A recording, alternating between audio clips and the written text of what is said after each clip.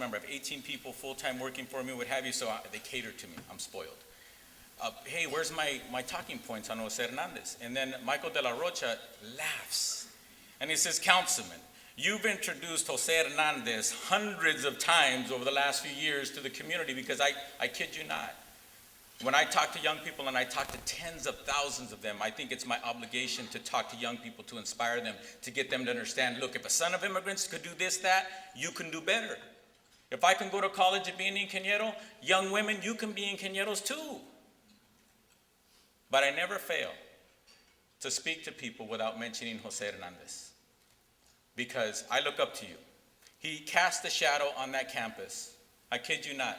Very few ingenieros who are Latinos. And then to go to graduate school and then double major and then do all the things that you've done with your degrees, all the inventions you've contributed to, all the things that you've done.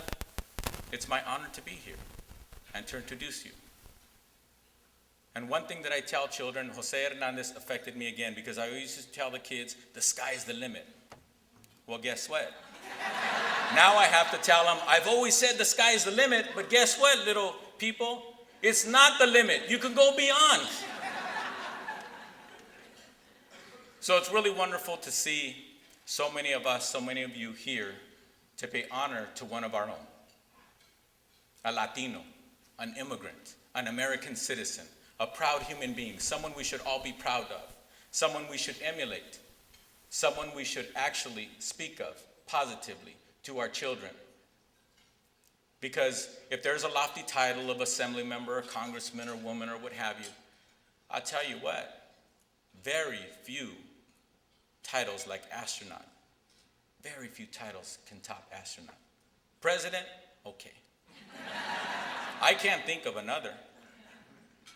And on the way over here, I sit down, a very talkative woman was sitting next to me, and we take off, and about 20 minutes into the flight, she notices what I'm reading. We have something in common. We're talking, what have you. She says, what brings you to Washington? I said, I get to introduce my friend, Jose Hernandez. He's an astronaut. And then she says, oh, really? I said, yeah, he went up in space last year. She goes, I remember that. She goes, which one is he? And I said, Jose Hernandez. She goes, well, what does he look like? I said, he's, dark skin like me. He has a mustache. She goes, oh, the handsome one. So, ladies and gentlemen, it's my honor to introduce to all of you Jose Hernandez, a.k.a. El Guapo, the astronaut.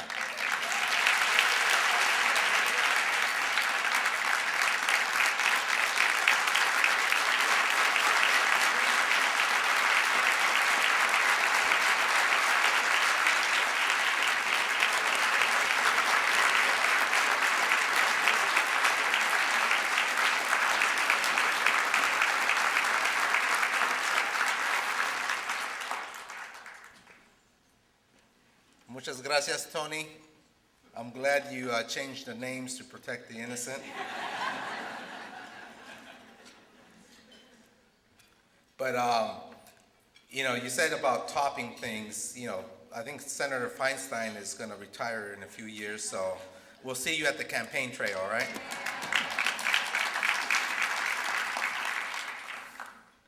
All kidding aside, I am truly honored and humbled to be here at the Latino Leaders Luncheon, and I'm very, very gratified to see that we have a large number of Latino leaders here and a large contingent of students as well.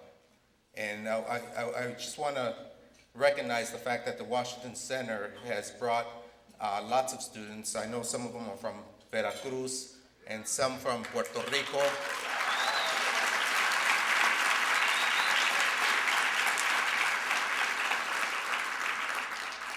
And so what I'm going to do today is I'm going to tailor my talk and talk about leadership, about Latino leadership. And it's going to be, in a sense, in a form that I like to call anecdotal with respect to talking a little bit about my life in terms of how there's leaders in every aspect of our life in terms of how they behave and basically help us along the way.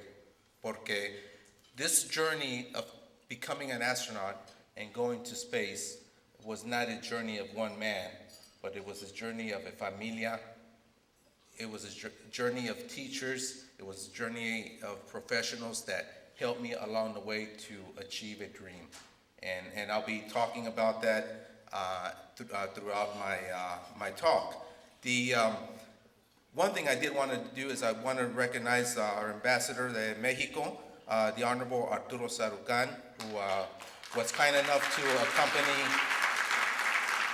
and represent our President de Mexico in Kennedy Space Center during our launch. So he represented Presidente Felipe Calderón, and thank you very much for being there with my family. I appreciate it.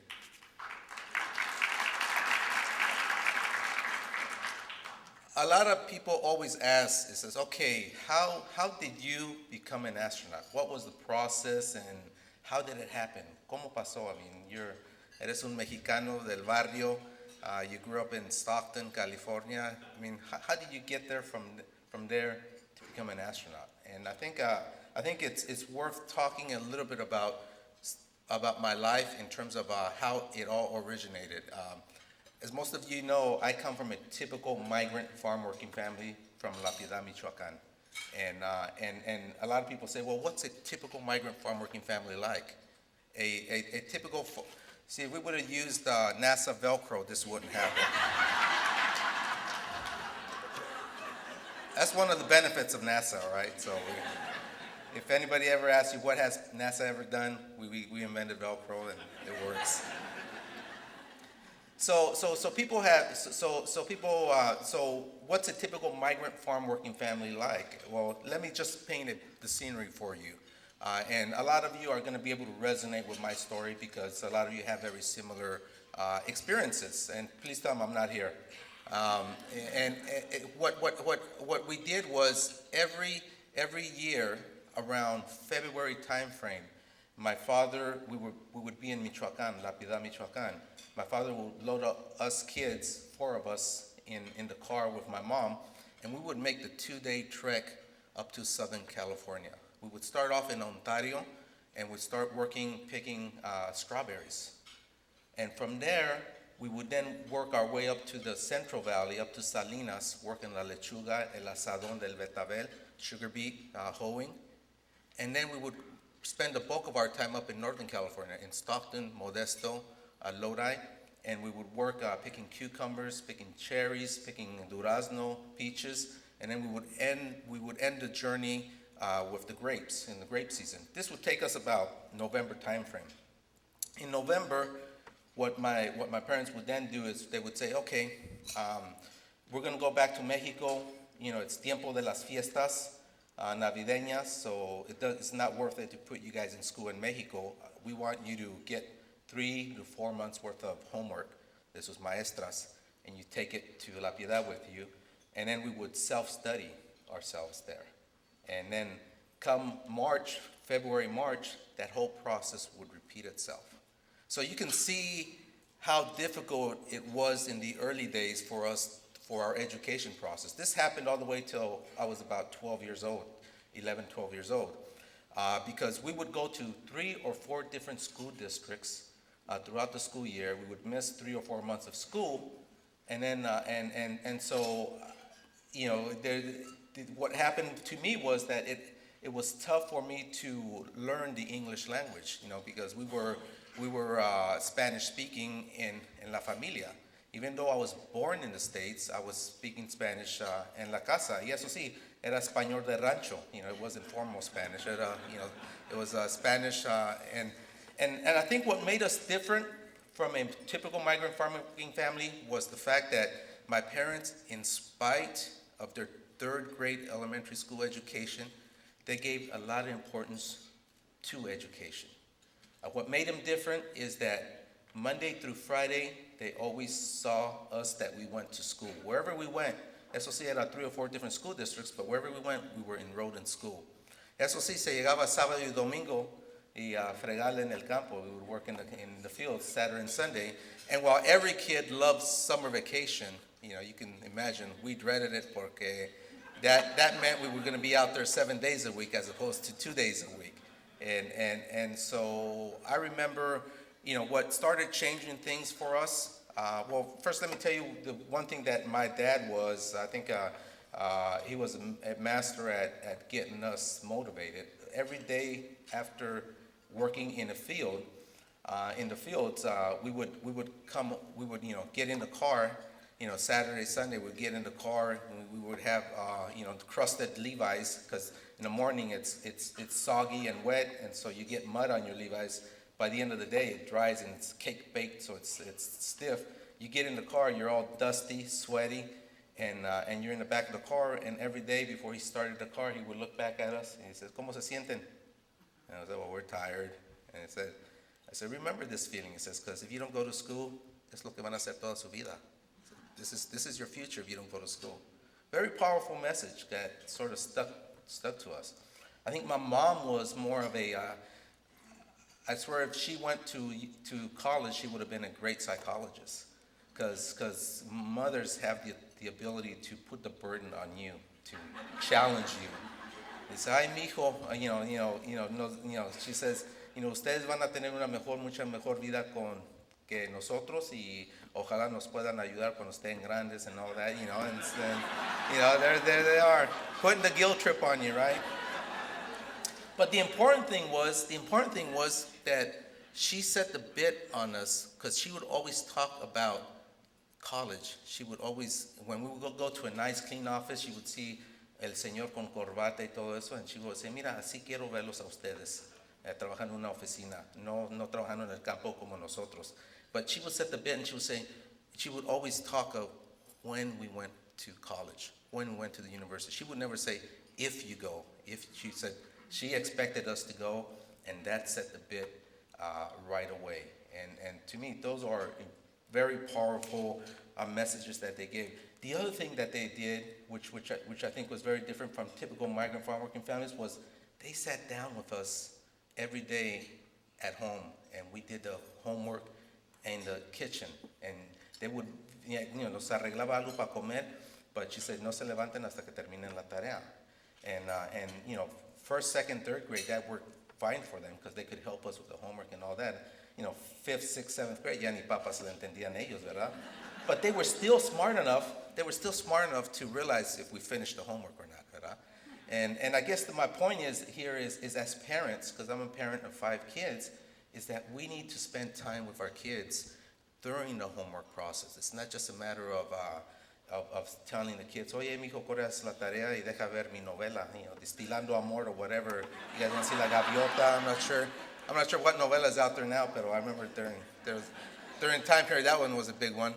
And it doesn't suffice for the fathers to go out con los amigos afuera del arbolito y tomar unas cervezas. The whole thing is you got to engage, and you got to be a family, and you got to be together. Because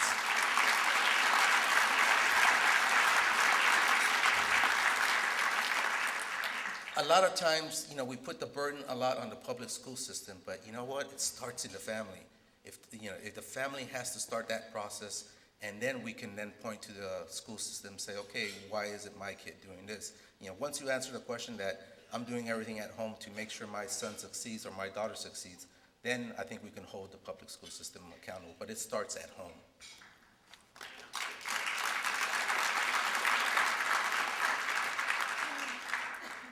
The other thing that happened during my education system, as you know, we would go up and down California. What happened in terms of what made us stop doing what I call the California circuit, was a visit by a second grade teacher. It was amazing. I'm the youngest of 4 in my family, and it was November. It was time to go. I was in the second grade. It was time to go back to Mexico. And my dad said, "Okay, arreglen las cosas, and nos vamos, agarren sus tareas." Of course, I went to my second grade teacher, and at that time, era una chinita, fresh off of college, very young, beautiful, and she was tall. I was in second grade, so she seemed tall. Ahora la veo and está bien chaparrita, but she was tall at that time, and I told her, and I asked her, I said, "Hey, we're gonna go to Mexico. Can I have can I have 3 or 4 months worth of homework?" And of course, she had been through that with my other three siblings. She's been through that process. I saw her roll her eyes, and she said, "You know what, Jose? Tell your parents I'm going to be home tonight. I'm going to go visit your house."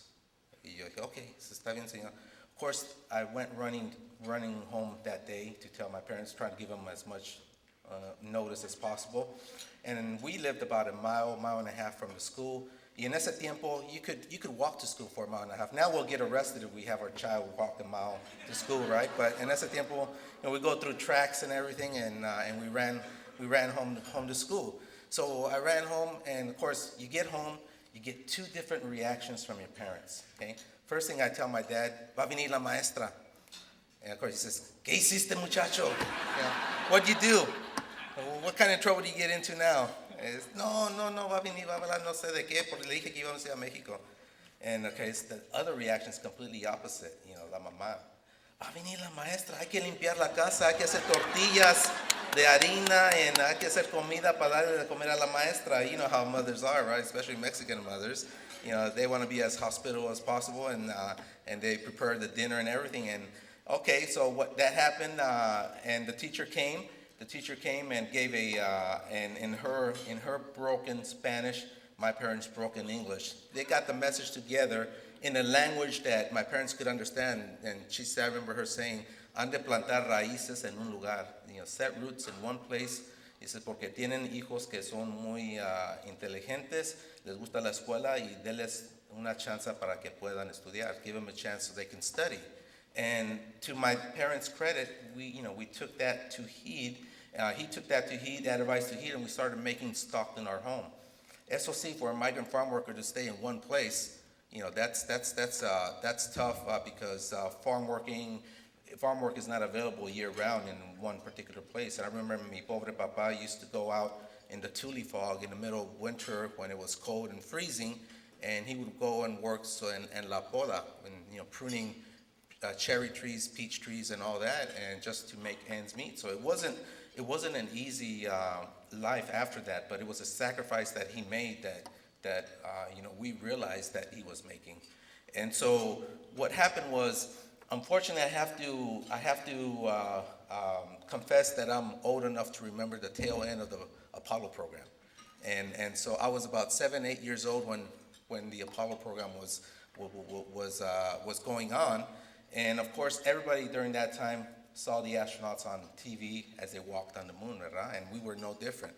The only difference is we had the old consola TVs with the integrated speakers, las cuatro patitas, blanca y negra, and a very fuzzy, snowy picture. Que a veces, sometimes you get that horizontal bar that you would have to go like that so that it stops. You guys remember that, right?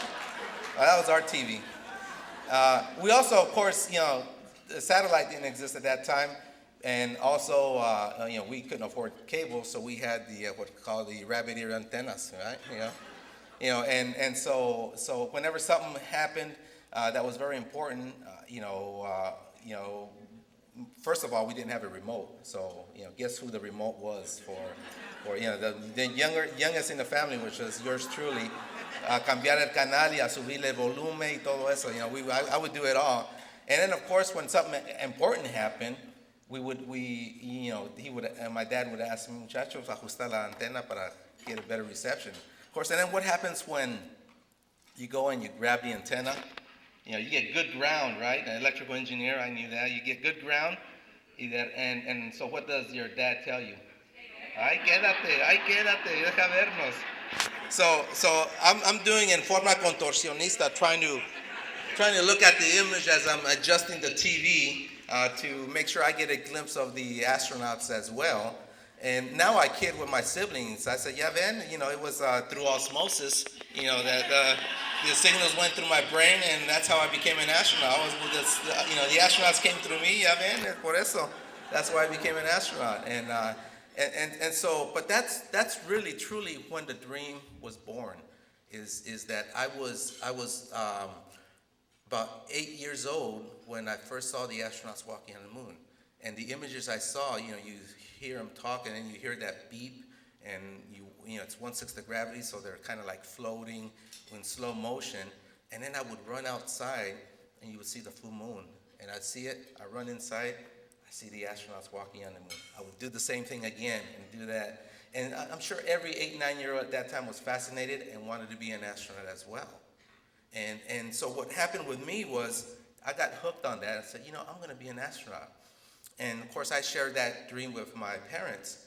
And to their credit, they allowed me to dream. That's the other thing that we don't do. We don't allow our kids to dream. Sometimes we put our own barriers in front of us, and we don't allow our kids to dream. And my parents were very supportive and said, "Así, mijo, just study hard and y lo puedes lograr." I'm sure in the back of their mind estaban diciendo, "Pobrecito, deja que sueñe," pero hay que animarlo. Let's encourage him. He doesn't stand a chance, but let's not break his bubble. But I was naive enough to think that I could get selected, that it was not an impossible dream. And I kept working towards that. I kept saying, that's what I'm going to do. And what happened, here's another thing, the power of mentors. Even if you don't know the mentors, just by example, I was a senior in high school, getting ready to graduate. I knew I was going to University of Pacific to major in engineering because math, English was not my strongest suit. It was math because of the inability of learning English in the early years. I migrated to math, and 2 + 2 is 4 in cualquier idioma. And so I knew I was going to major in engineering. But then I heard some astounding news, and that was that Dr. Franklin Chang Diaz got selected as an astronaut. Okay, the name Chang, no me pareció, ¿verdad? Chang, ¿qué onda? But then I heard Diaz. I said, wow, that sounds like Hernandez, Diaz. I wonder if he's Latino. And I started looking at his bio, and I noticed that he was the first Latino American astronaut to get selected by NASA. Had a PhD, and he came from humble beginnings, just like me, but he came from Costa Rica. Entonces me dio envidia. I was jealous. Pero envidia de la buena, the good type of jealousy. I said, si este vato pudo, ¿por qué yo no? Why can't, if he was able to do it, why can't I? I mean, he seems like a homie like me, so I'm gonna go ahead and so that's when I gave the promise to myself, personal promise, that I was gonna do everything in my power to get selected as an astronaut. I said, if that means going to graduate school and getting advanced degrees, that's what I was going to do. And of course, that's when I had the blessing of meeting my good friend Tony Cardenas, who hopefully encouraged him to run for mayor, but don't run for Senate. Okay, ahí te gano, no te creas. I'm just kidding there. But so what happened? So what happened was then I went ahead and finished graduate school and started working at Lawrence Livermore National Laboratory. And there, basically, I worked in my career, worked on 3 major projects there. I worked in a Star Wars project, the development of an X-ray laser, which meant electronic equipment being deployed up in space. So that allowed me to learn about orbital mechanics. Second one was working on a mammography project, developing the first full-field digital mammography project for the early detection of breast cancer. This opened up a whole new field of study in developing cancer detection algorithms for images in digital image processing. So we worked with a company in Denver, Colorado, Fisher Imaging, and helped them develop the first full-field digital mammography system. And the third was full circle. I worked with the Russians. I spent 2 years here at Department of Energy working in the nuclear nonproliferation arena, where we basically helped the Russians dispose of nuclear material. And so in that process, I was able to learn a little bit of Russian. And the reason why I did that is that during this whole time, I was applying for the NASA for astronaut program. And every year I would ask myself, okay, Jose, what have you done differently to make yourself more attractive, more marketable to NASA to become an astronaut? And if I couldn't answer that question, I say, you're slacking, dude. You got to do something different, and you got to improve yourself. And so that's why it wasn't a accident that I started working in the Star Wars project, because that was space related. Medical, that's the more you know about your body and medicine, the better the NASA likes it, because there's a lot of self-care, self-management, self-medication up in space when you don't have a doctor. And then the Nuclear Non-Proliferation Project, I worked because it was during that time that the US and Russia had signed an agreement to develop a international space station. And I put two and two together right away. I said, you know what? Vamos a estar trabajando con los rusos allá. So when this project came up to work with the Russians and learn the Russian language and culture, I jumped on it because I said, that's what's going to make me more attractive to NASA. And I applied for 6 straight years, and I would always get a form letter that says, hey, don't call us, we'll call you. And it wasn't until the 6th year that I got interviewed. The way the process works is there's over 4,000 people that apply to the NASA program for the astronauts. Out of those 4,000, they down select 300. They check your references. Out of those 300, they'll select 100 lucky ones that get interviewed for 1 full week at NASA.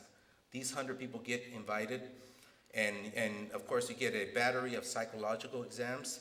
You get a battery of physical exams where you get poked and prodded everywhere, and those males over 40 know what I'm talking about. And then you get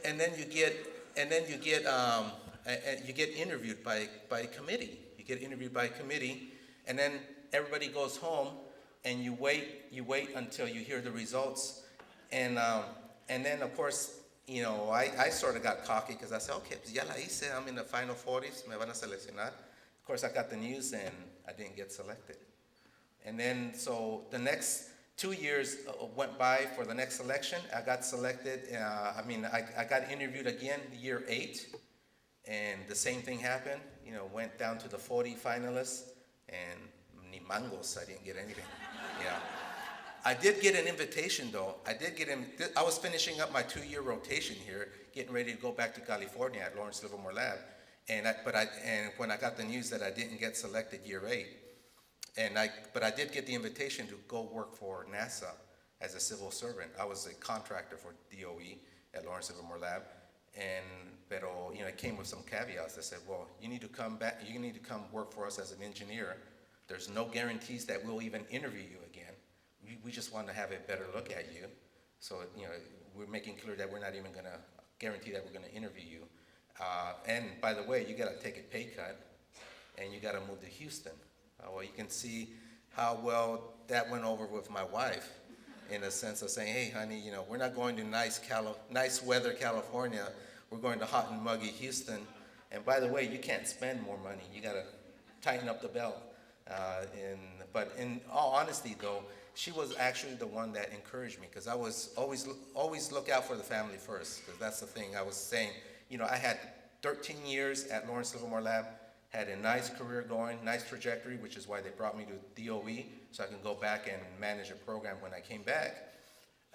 And so I had to give all that up. And my wife told me something that I would never forget. She says, you know, siempre vas a tener el gusanito. She's from Cotija, Michoacán, so she would say this in Spanish. Vas a tener el gusanito. You're always going to have that little worm inside you that's always going to be asking you, gnawing at you, saying, what if, you know, if you didn't take that job, what would have happened? Because it was obvious that if I didn't take that job, they weren't going to consider me in the future. And so that sort of stuck with me. And she said, you know, don't disqualify yourself. Let them disqualify you. So don't make that decision of not going. She said, let's go. We'll make ends meet, and we'll do all right in Houston. If you don't like it, then we'll go back to California. And so I took that risk in year 8. Moved the family to Houston. That was about 2000. And of course, found out with the understanding that there was going to be a selection in 2002. Well, they canceled that selection, and there wasn't a selection until 2004. So what ended up being a 2-year experiment was a 4-year experiment. But I started working there and put in 4 good years. Ended up being the branch chief of Materials and Processes branch, and we actually had the shuttle accident that we had in Colombia, and my group was, because we do non-destructive testing, so we do forensics. My group was very instrumental in doing the reconstruction of the accident and finding the root cause. So it sort of gave me visibility at the management level that when the new selections came by in 2004, when I was actually selected. So it was 12 years after I started applying, 3 interviews before I finally got selected as a NASA astronaut in 2004. And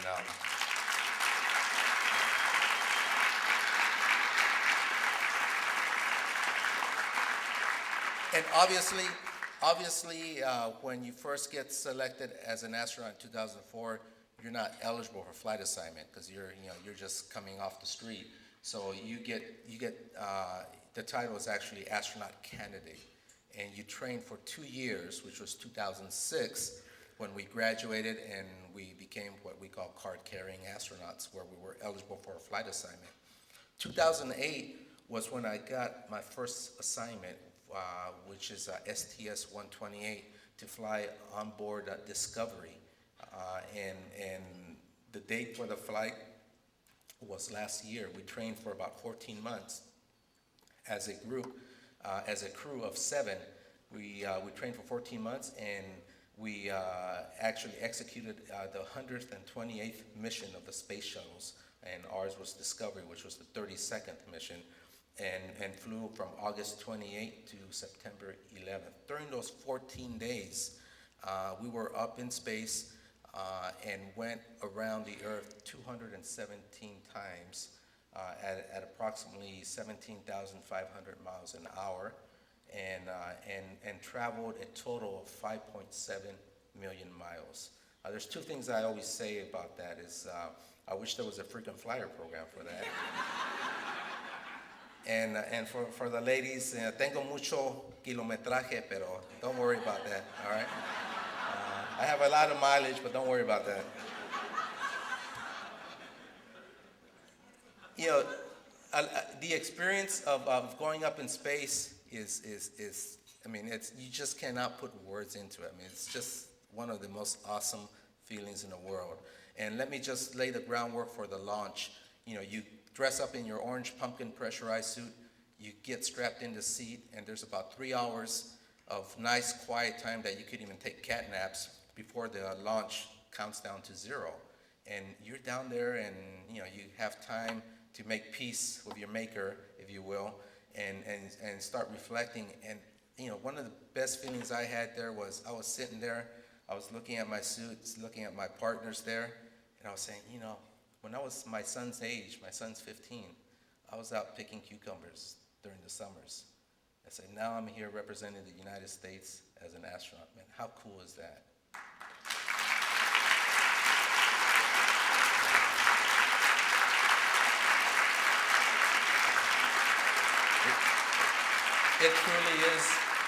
It truly is a great country where you can make dreams a reality. And as the count progressed, it progressed to 0, and you go from dead silence, quiet, all of a sudden everything rattling and rolling, lots of noise. And I don't remember, but my mission specialist I'm the flight engineer, so I sit right behind the 2 pilots. I get the best seat in the house. And I'm also the busiest during those 8.5 minutes of the most dynamic phase of flight, reaching space. But my neighbor said that as soon as it started taking off and everything, and you feel the thrust as you finally go, he said que me persiné. I said, I don't remember, pero no me consta que I probably did. I'm a religious man, so I'm sure I did. But so I guess you can say for that millisecond, did I feel scared? Yeah, I probably did for that millisecond. I did say to myself, what did I get myself into? As it started rattling and rolling. But then after that, you feel a thrust, and you're off the ground. You see the pad pass behind, on the side of you, and the tower, and then your training takes over. It's amazing. You're programmed. Your training takes over. You start hawking all the instruments. Start making sure you're making the milestones during those 8.5 minutes of dynamic flight. I call it the best Disneyland e-ticket ride ever. And you reach space in those 8.5 minutes, and all of a sudden you're floating. Things are just floating. Everything quiets down, and now you're going 17,500 miles an hour around the Earth, which is truly amazing, truly amazing. And we joined with the International Space Station. Took us 1 day to get close to it and dock to it. we performed three main objectives. We traded one of our crew members, Nicole Stott, a woman engineer. We traded her for another person who had been up there for 4 months. Tim Copra brought him home. We conducted three spacewalks, and then we also transferred 7 tons of material and equipment, including exercise equipment for the crew that's going to stay on the International Space Station. During that time, that dock time, there were 7 of us from the shuttle, 6 from the stations, total of 13 astronauts up there. It's an International Space Station that's completely built now, as of the last mission, the size of about 5-bedroom home, and there was 13 of us there. Didn't feel crowded at all, representing 5 countries. I always say 6 countries if you include Mexico, because I always put in plug in for Mexico there. And so what happened was we conducted our mission for those 14 days, undocked, and came home and had a flawless landing. Ended up landing at Edwards Air Force Base. Our preference is to land in Florida, Kennedy Space Center, but the weather didn't allow it, so we went over there. 3 hours later, I was at a place in Boron called Domingos. A friend of mine owns the restaurant. I took the whole crew there. Estaba comiendo comida mexicana con una cerveza. So life was good.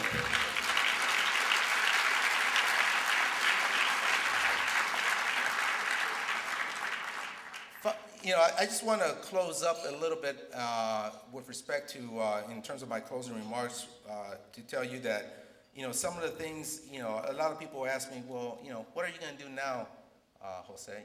How can you top that? And I'm sure Tony is trembling in his seat right now. But I won't break it to him just yet, but we'll keep that. No, actually, I'm going to be moving down here to Houston for a 6-month to 1-year assignment at NASA headquarters. I'm going to be working out of the Office of Legislative Affairs and try to work with our lawmakers with respect to spreading the good word of what NASA does with respect to our mission and objectives. As you know, President Obama changed the mission objectives of NASA just recently. We're actually pretty excited about it. A lot of people think that the budget got cut. On the contrary, I think the budget got increased. The International Space Station, which was slated to close in 2015, got extended to 2020, so we're going to be conducting a lot more science. What did get changed a lot is that constellation program that we were working on. It was a Apollo-like architecture capsule that was going to take us to the International Space Station, but take us to the moon, where we would set up a long-duration base outpost there and learn how to live on the moon for long durations in hopes of developing the technology that eventually allows us to go to Mars. That got scrapped. And instead of doing that, what he's doing is the resources for that program is going to be spread among private companies so that we can stimulate private companies and technology to get commercialized so that these companies can develop their own vehicles. And we would have access to these vehicles, and it's in the hopes that things will move a lot quicker and it'll be cheaper to develop. And so we're pretty excited about that, and we'll certainly be working with them in the future to make sure that that's a success. The other thing that I've done is I take my role just like being the mentor that Franklin Chang Diaz was for me. I take my role as a mentor very seriously. To close the story with Franklin Chang Diaz, when I got interviewed the 3rd time in 2004, remember I said you get interviewed by a committee. Well, he was on the committee, and I was able to meet him for the first time and basically told him the story during my interview process of how I got inspired. Maybe I was just kissing up, but it certainly worked. And so what happened was, it's very important. Role models are very important, and so that's why I take my position very seriously with respect to coming out to the community. I was telling Tony that, this Friday I was here for the Head Start, Migrant Head Start Conference. I was their keynote speaker. I flew to Sacramento Saturday. I was at the Hispanic Chamber of Commerce. I was their keynote speaker. Flew Sunday back to Houston. We watched The Lightning Thief, my kids and I. And then as soon as the movie was over, dropped them off home again, and I flew over here for this conference. So I certainly do take my role very seriously about being a role model and talking to the kids and encouraging them to stay in school. So much that I have a foundation called Reaching for the Stars. Jose Hernandez Reaching for the Stars. You Google that, you'll see the website to that foundation that what we try to do with that foundation is very simple, is we're trying to increase the number of kids going into science, technology, engineering, and mathematics. It behooves us to increase those numbers, because if we're gonna be number one, stay at the number one position from a technical perspective, we need to increase that the amount of kids going into science and engineering, especially minorities, Hispanics.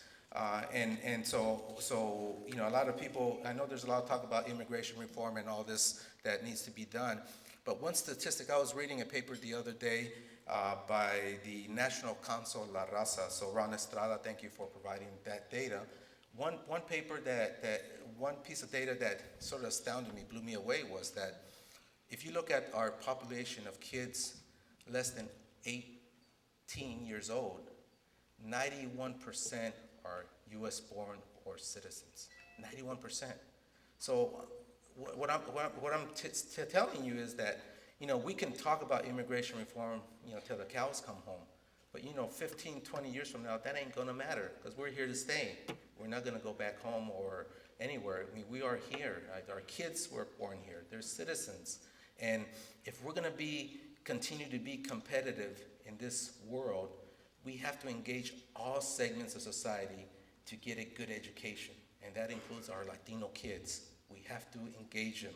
And specifically, we have to engage them in the STEM areas.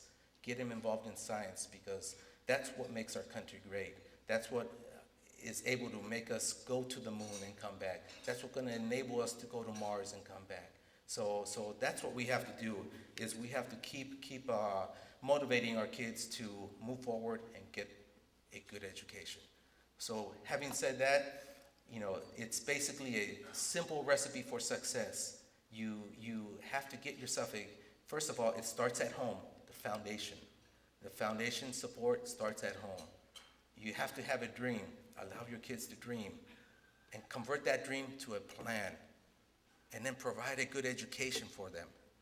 And perseverance, ganas, corazón, and you put all those ingredients together, like Tony Cardenas said, sky's not the limit, son las estrellas. So thank you very much.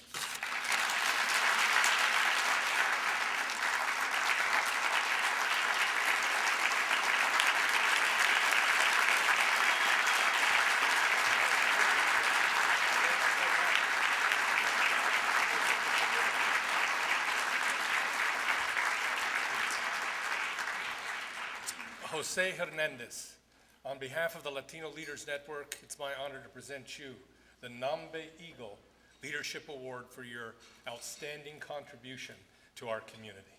Thank you very much.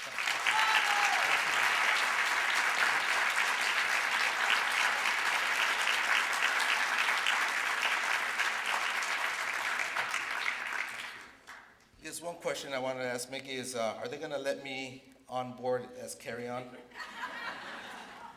We'll send this to you.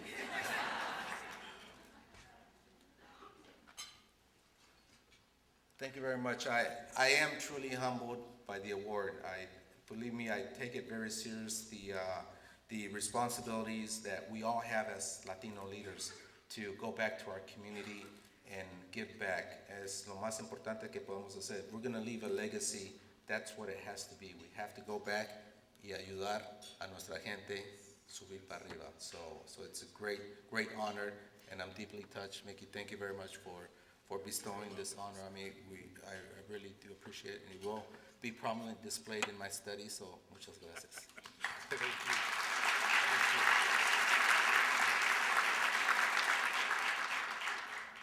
The one thing I want to present the Latino Leaders Network, Mickey, is a montage of our mission.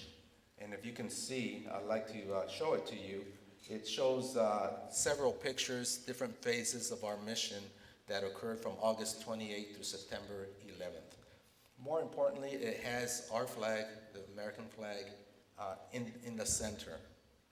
This flag flew with us, and as I mentioned before, it went around the world 217 times, 5.7 million miles. And I am very proud to present this montage to Mickey Ibarra and the Latino Leaders Network. Thank you. Thank you.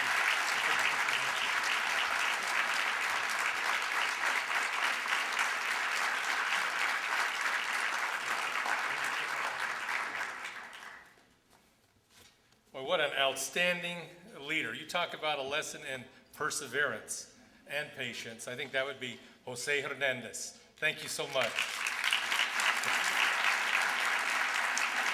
Just a couple of closing announcements we'd like to make. As is our custom, we have a number of sponsor materials, media partner materials outside the ballroom for all of you. Please take what interests you. Again, we want to thank Anheuser-Busch and ExxonMobil for making today possible. We look forward to continuing to bring leaders together at the very next Latino Leaders Luncheon Series, as Michelle mentioned, on May 4th. Finally, I want to let everyone know that Jose Hernandez has agreed to personalize the photos that were left on your chairs for those that would be patient, and we'll have him for 30 minutes following this program outside the ballroom. Again, thank you all for being with us today.